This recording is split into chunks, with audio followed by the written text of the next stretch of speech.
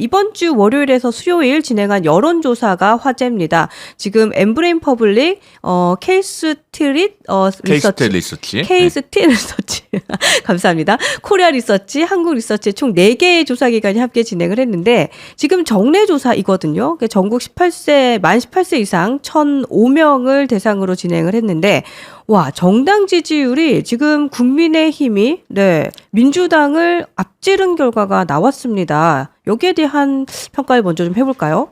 결국에는 민주당의 자업자득이죠.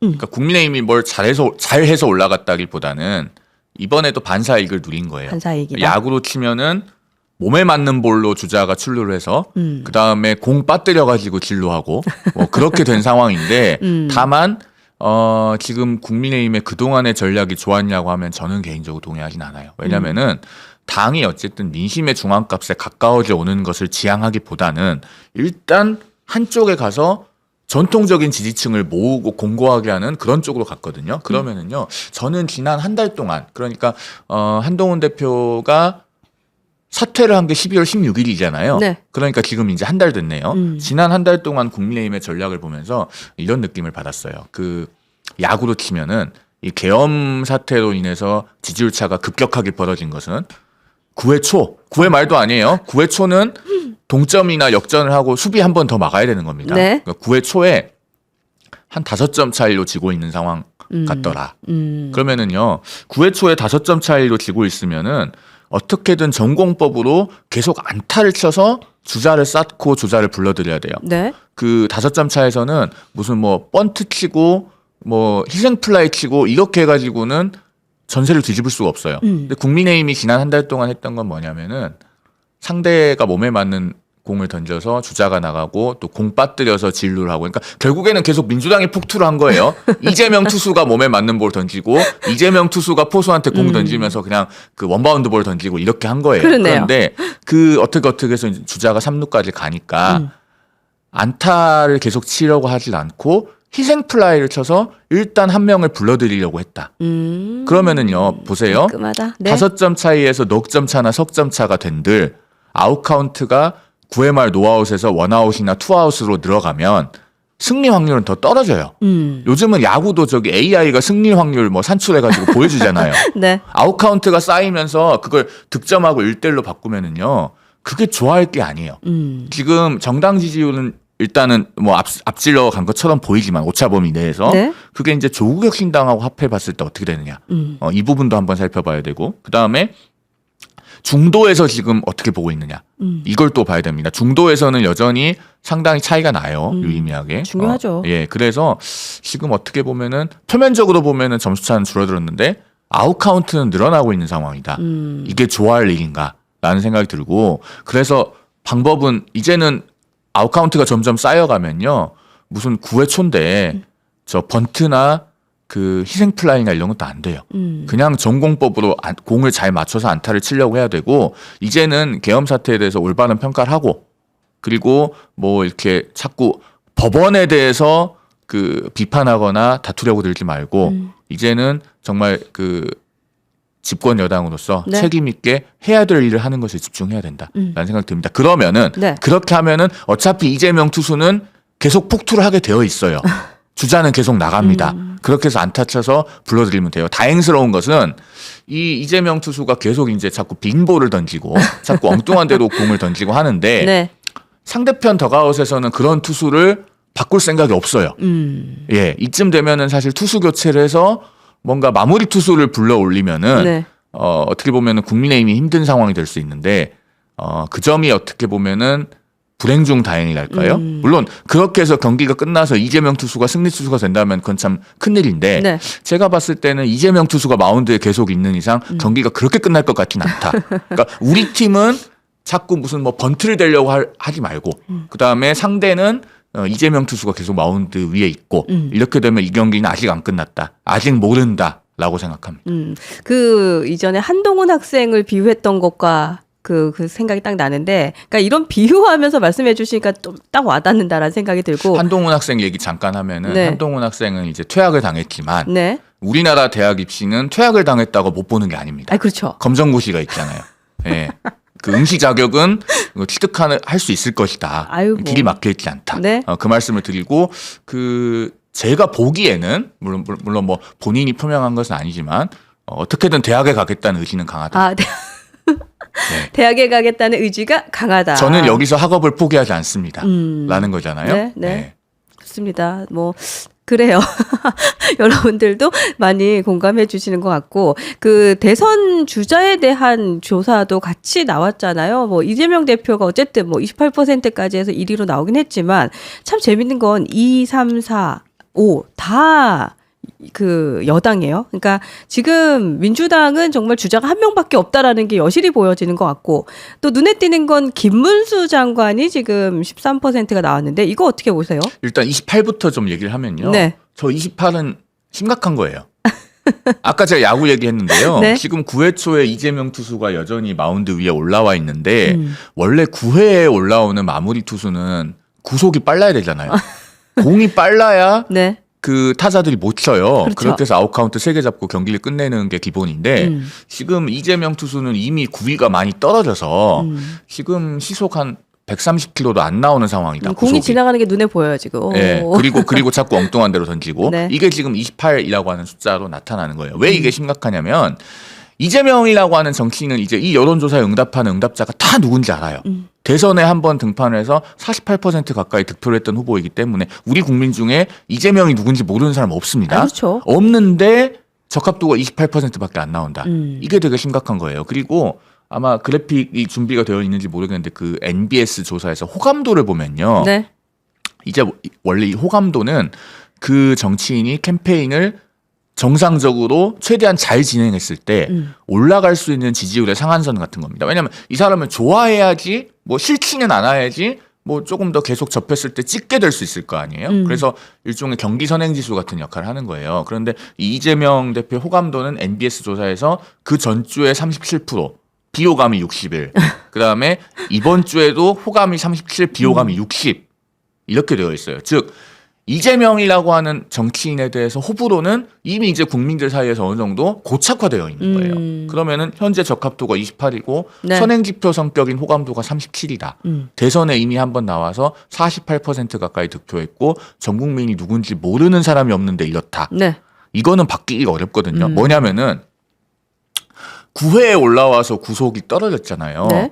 이 선수가 중간에 덕아웃에 들어가서 쉬었다가 좀 쉬고 체력을 회복해서 다시 나올 수 있어요? 야구는 그런 게 없어요. 네. 뭐 중간에 혹시 모르겠습니다. 비가 많이 와가지고 잠시 경기를 쉰다 그런 모르겠는데 그건 정말 천재지변에 가까운 상황이고 그런 게 없으면은 떨어진 구속으로 계속 공을 던져야 됩니다. 구속이 다시 올라가진 않아요. 이게 지금 이재명 대표에겐 큰일이고 그런데 지금 민주당은 후보 교체할 생각을 못 하잖아요. 투수 교체를 안 합니다. 네. 그 덕아웃이 이미 다 장악되어 있어요. 감독이고 뭐 수석 코치고 투수 코치고 다 지금 이 이재명 투수와 한 편을 먹고 있는 사람이기 때문에 그래서 투수 교체는 못 한다. 네. 그래서 제발 좀 안타를 칠 생각을 하자. 그 얘기를 계속 하는 거고요. 그다음에 김문수 장관. 네. 지금 이번 주 NBS 조사에서 13%가 나왔는데 저는 그렇게 생각합니다.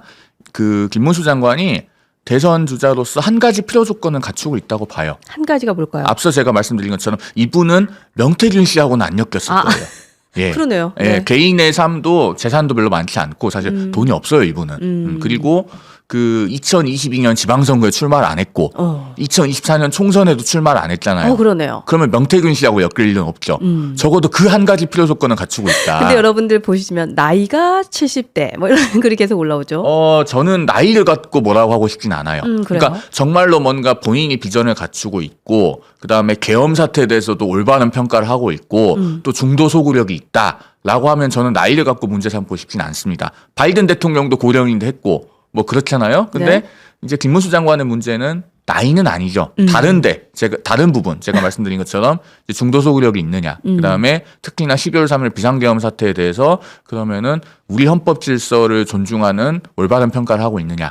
이런 부분에 대한 의문 보호가 있는 것이고 네. 다만 그래도 명태균 씨와 엮이지 않았을 거라는 점은 저는 높이 평가합니다. 그 부분은 이번 대선에서 정말 굉장히 중요해요. 맞아요. 예. 네, 맞아요. 당 망하면 안 되잖아요. 그럼요. 네. 네, 중간에 이상한 거 튀어나오면 아까 말씀하셨던 대로 민주당에서 미러링이 나온다. 그건 진짜 맞는 것 같아요. 근데 한동훈 대표는 왜 지지율이 떨어졌을까라는 것도 좀 궁금하죠. 지금 오세훈 시장보다도 낮게 나온 상황입니다. 떨어지고 있다기보다는 바닥을 다지고 있는 상황으로 보여요. 그래요? 이게 아마 NBS 조사에서 그 전주에도 5%였을 거예요. 그리고 호감도에 관한 데이터가 혹시 준비가 되어 있는지 모르겠는데요. 이 NBS 그 전주 조사에서 한동훈 대표에 대한 호감도가 제 기억이 맞다면은 19%인가 그랬을 거예요. 그 호감도가 이번 주에는 26%로 올라갔습니다. 그래서 그 호감도는 상당히 낮아졌다가 지금은 바닥을 찍고 올라오고 있는 상황이다. 즉 그 계엄과 탄핵을 겪으면서 여권 지지층 중에서는 이제 한동훈 전 대표와의 심리적 거리가 멀어진 분들이 현실적으로 있는 게 사실이에요. 그렇죠. 그런데 이게 이제 시간이 지나면서 네. 조금씩 그 앙금이 좀 녹고 있다, 풀리고 있다라고 하는 점이 약간 그 여론조사 수치를 통해서 가시적으로 나타납니다. 그래서 호감도가 일단 먼저 선행적으로 좀 개선이 되는 게 필요하고 그것은 시간이 지나면서 해결이 될 것이고 만약에 한동훈 전 대표가 등판을 한다면은 네. 그때 이제 어떤 그 스탠스와 메시지로 나오느냐 이런 것들도 영향을 미치겠죠. 다만 지금 한동훈 전 대표는 어떠한 가시적인 정치적 활동도 하고 있지 않아요. 그렇죠. 그런 상황에서 그럼 아무것도 안 하고 있는데 그 지지율이 어쨌든 일정한 수준에서는 유지가 되고 있다라고 한다면은 그것도 평가할 만한 부분입니다. 왜냐면은요. 나머지 인물들은 계속 무언가를 하고 있어요. 네. 김문수 고용노동부 장관 같은 경우에는 어쨌든 현직 국무위원이어서 국회 대정부 질문에서 그 민주당 의원이 일어나서 사과하라고 이렇게 요구할 때 본인은 가만히 앉아 있는 걸로 존재감을 보였잖아요. 그것도 뭔가 한 겁니다. 그럼요. 부작 위에 자기를 한 거예요. 자신의 그다음에 메시지니까. 홍준표 시장은 지금 뭐 본인은 서울로 이사 올 거다. 그다음에 나는 트럼프 대통령 취임식에 초청받아서 간다. 이렇게 그 굉장히 사방군데 광고를 하고 계시잖아요. 제가 여기 있습니다. 그렇습니다. 네. 그렇게 하고 있는 상황이고 오세훈 시장도 현직 서울시장으로서 계속 여러 가지를 하고 있어요. 그러면서 그 대외적으로 홍보도 사실은 많이 하고 있습니다. 그쵸, 예. 본인의 시정에 대해서. 유튜브 많이 하시더라고요. 그런 상황이어서 다들 무언가를 하고 있는데 아무것도 안 하고 있으면서 지지율이 안 떨어지고 유지는 된다. 그러면은 사실은 어떻게 보면은 일정한 지지 기반은 확인이 되고 있다 그렇게 보여져요. 그러면 이제 만약에 다시 등판을 하게 된다고 하면 네. 그 등판했을 때 뭘 어떻게 하느냐 이제 그게 관건인 거죠. 그렇죠. 그래서 사실은 이제 이러한 거에 일일 이비할 필요는 없는 것 같아요. 네, 일일 이비할 필요는 없는 것 같고 사안을 조금 더 여러분들도 좀 냉정한 시각을 가지고 바라보면 좋을 것 같고. 그리고 하나만 더 말씀드리고 갈게요. 네. 기왕에 오늘은 제가 야구의 비유를 하기 시작했으니까요. 좋습니다. 그 9회 초에 제가 한 뭐 5점 차 나다가 이제 넉 점이나 석점 차 정도 되는 상황이다라고 말씀드렸잖아요. 그 경기에서 동점을 만들거나 역전타를 치는 타자는요. 지금 앞순번에 있는 타자가 아니에요. 주자가 더 그러네요. 쌓이고 뭐 동점 주자나 역전 주자가 모여야 그때 적시타를 치면서 주자를 3명을 불러들이든 뭐 말로 홈런을 치든 할 거 아니겠습니까? 네. 그래서 지금 뭐 어느 정치인을 지지하는 그 시청자들께서 들어와 계시든 간에 네. 본인이 지지하는 정치인이 지금 타석에 들어와 있지 않다고 해서 너무 조급해하실 필요는 없다고 생각합니다. 오히려 약간 뒷순번에 있을 때가 주자가 많이 모여 있고 가장 적시타를 칠 수 있는 그 타석일 수도 타순일 수도 있다. 네. 이걸 한번 좀 그 생각하시면서 보시면 좋을 것 같아요. 좋습니다. 아니 변호사님은 야구 팬이시죠? 야구 팬이세요? 사실은 야구보다 축구를 더 좋아합니다. 아 그래요? 예. 전 야구에 뭔가 좀 열렬히 응원하는 구단이 있을 것 같아서 여쭤봤어요. 야구에 비유하면은 많은 분들께서 쉽게 수긍을 하시더라고요. 아, 그래요? 예. 좋습니다. 아니 많은 분들도 되게 쉽고 재밌게 이해를 쏙 했다 뭐 이런 글도 계속해서 올라오고 계시네요. 제가 마지막으로 요 질문까지 좀 드릴게요. 어제 첫목회 있었잖아요. 첫목회에서 개헌과 관련된 성명을 발표하셨던데 이 내용 조금 짧게 들어볼까요? 그러니까 지금 우리 헌법 84조에 보면 네. 대통령은 재직 중에 내란 또는 외환의 죄를 범한 경우를 제외하고는 소추되지 아니한다 이렇게 되어 있잖아요. 그 소추의 의미에 관해서 여러 가지 해석이 있죠. 즉, 뭐, 수사는 가능하냐, 소추만 안 되는 거냐. 그 다음에 또 그 새로이 소추하는 것만 불가능한 것이지 기존에 진행하던 재판은 그 절차가 중단되지 않는다. 뭐 이런 등등의 여러 가지 견해들이 있는데 네. 그 부분에 대해서 우리가 논란이 없이 명확히 하자는 차원입니다. 법문에 소추라고 되어 있는 것은 사실은 그 기소 자체만 의미하는 것이지 이미 진행되고 있었던 재판 절차를 중단한다는 의미가 아니다라고 해석하는 견해도 상당히 있는데 그런 부분을 아예 헌법에서 만약 이번에 개헌 논의가 여러 가지 있으면 결국엔 헌법을 고치게 될 수 있지 않겠습니까? 그렇죠. 그때 그 부분도 명확하게 해서 저희는 이제 84조를 그대로 두면서 기존의 84조를 84조 1항으로 만들고 그 2항에 전항은 그 대통령의 임기가 개시되기 이전에 이미 계속 중인 재판에 관하여는 적용되지 아니한다. 이런 식으로 해서 분명하게 하자는 겁니다. 해석을 명확하게 해야지 사회적인 혼란이 줄어드니까. 그렇습니다. 네, 그런 그 해석에 관한 논란을 방지하면서 이런 의미도 있어요. 그러면 이런 것을 공론화했을 때 과연 민주당에서는 개헌을 논의할 때 이런 지점을 빼고 갈 수 있느냐, 찬성하느냐 반대하느냐 이것을 yes or no로 묻는 의미도 행간에 포함되어 있죠. 그렇습니다. 그러네요. 네. 좋습니다. 자, 천목회가 어쨌든 뭐 국민의힘에서는 소장파의 모임이다 뭐 이렇게 평가를 하던데 천목회에서의 성명 발표가 있거나 모이거나 하면 이게 좀 관심이 가는 것 같아요. 네. 아무래도 그 언론에서도 젊은 사람들이 모여서 여러 가지 그 머리를 맞대고 또 그 당에 또 사회에 건설적으로 보탬이 되려고 하는 의견을 내려고 하는 부분에 대해서는 많이 또 그 관심을 갖고 봐주시는 것 같아요. 그리고 이 천목회가 상당히 초계파적인 모임이기 때문에 가급적이면은 그 안에서 그래도 널리 동의할 수 있는 것 위주로 저희가 입장을 내려고 합니다. 그래서 이번에도 그 헌법 84조 한 가지 사안에 대해서 첫 메시지를 냈는데 앞으로도 그 모임 내에서 네. 가급적이면은 많은 분들이 동의할 수 있는 주제 위주로 저희가 아마 그렇게 입장을 내게 될 것 같아요. 그리고 그런 것도 참 좋은 것 같아요. 그러니까 뭔가 한번 모여서 세미나하고 우 헤어지면 남는 게 없잖아요. 근데 무언가 실제로 실천할 수 있는 어떤 결과물을 내고 그것을 세상에 공포한다라는 것도 참 의미 있는 것 같다는 생각도 듭니다. 네, 그래서 네. 그리고 계속 어쨌든 앞으로 그 나란 일을 하겠다고 모인 사람들이니까 그 안에서도 계속 논의하고 협의하고 그 의견을 모아가는 연습을 계속 해야 됩니다. 그런 과정을 계속 체화했을 때 네. 나중에 정말로 나란 일이 주어졌을 때도 협치도 하고 성과도 내고 하지 않겠습니까? 저는 그런 훈련을 어떻게 보면은 그 천목회에 모인 분들이 스스로 하고 있는 측면도 있다. 그렇게 생각합니다. 그러니까 사실 저는 이제 천목회 보면서 그런 생각 많이 했어요.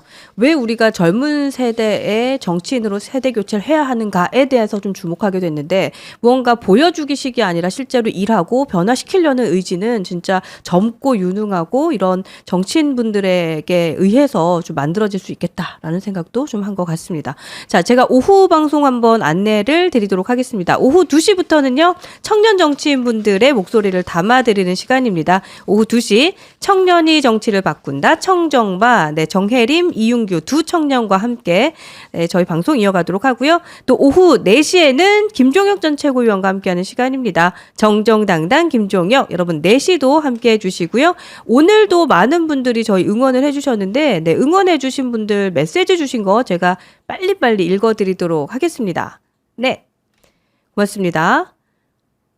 네, 귀빈님께서 천목회 잘하셨어요? 피곤하실 텐데 아침 방송 화이팅입니다. 의견 주셨고요. 달쿠샤님께서 송영은 변호사님 늘 선명한 논리와 해석 감사합니다. 네, V워터님, 송영은 변호사님 계엄령 막는 날 밤새워봤는데 그 용기에 감사드립니다. 늘 상식적이고 합리적인 정치 응원합니다. 고맙습니다. 네, 신정민님께서는 한동훈 정부에서 정치는 그만 관심 끊고 생업에 종사하며 살고 싶습니다. 그러니까 우리가 정치랑 법에 대해서 너무 많이 알고 있다 이런 생각이 요즘 들죠. 헬리님께서는 나라가 편안해지려면 이재명이 사라져야 합니다. 한동훈 대표만이 유일한 대안입니다. 이런 글 주셨고요. 훈이조아라님께서도 송영훈 변호사님 똑띠 네 언제나 쉬운 설명 감사해요 라고 의견을 주셨습니다. 저는 변호사님 뵙고 이렇게 얘기할 때마다 느끼는 건데 제가 만약에 변호사가 필요한 상황이 있다 저는 달려갈 것 같아요.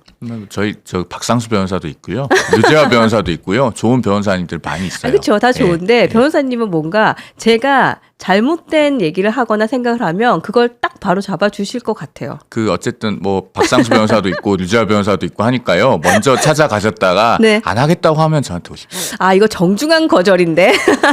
고맙습니다. 이제 끝으로 인사 짧게 해주시면 제가 방송 정리하겠습니다. 그 어쨌든 앞서도 말씀드렸지만은 지금 이재명 투수는 구속이 떨어진 상태예요. 이제 130km도 못 던집니다. 그러면은 우리는 그 공을 두려워할 필요가 없습니다. 네. 열심히 받아치면 돼요. 그래서 여러분도 열심히 응원해 주시면은 반드시 주자도 나가고 득점도 하고 동점도 되고 역전도 될 거다. 그런 말씀을 오늘 마지막으로 드리고 물러가겠습니다. 여기서 구속은 여러분 그 사람 때문에 구속을 그걸로 생각하지만 공이 가는 속도 얘기하는 겁니다. 다른 구속으로 생각하실 수도 있을 것 같습니다. 자, 오늘 저희가 여기까지 진행을 하고요. 네, 2시, 4시에 저는 방송 이어가도록 하겠습니다. 함께 해주신 여러분 고맙습니다. 감사합니다.